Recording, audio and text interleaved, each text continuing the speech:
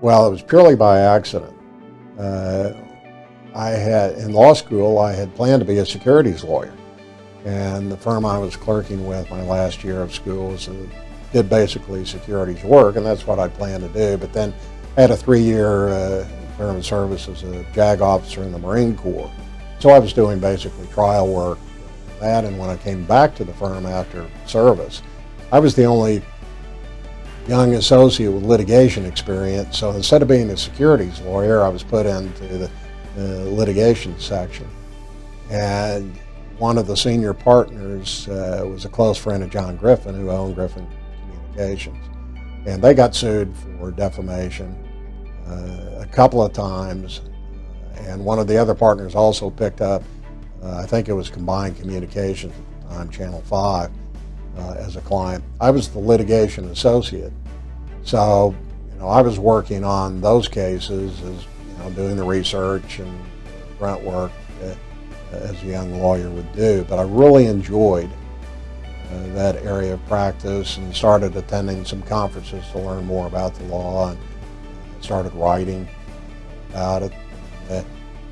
Because I enjoyed it so much, I was just able to continue in that and really develop practice over the years, focusing on media law.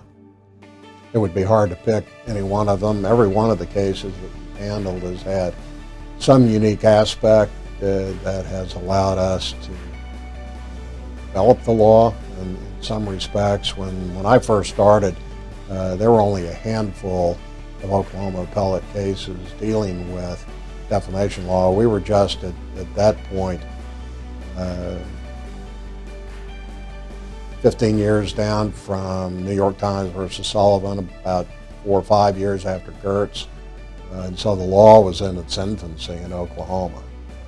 All of those cases presented unique challenges to inform trial judges in the first instance, sometimes juries, oftentimes appellate courts, of really what the law was. And of course the law continued at the U.S. Supreme Court level to develop through those early years, 70s and 80s in particular.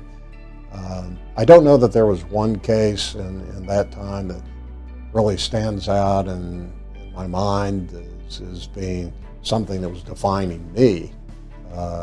I was more interested in that point trying to define what the law was, because it was very ill-defined. But that's, looking back, I think one of my legacies, if you will, is helping the courts develop the law in the media context over the years. And that's something that's very important to me. I've played that role in some minor way in developing the law. Well,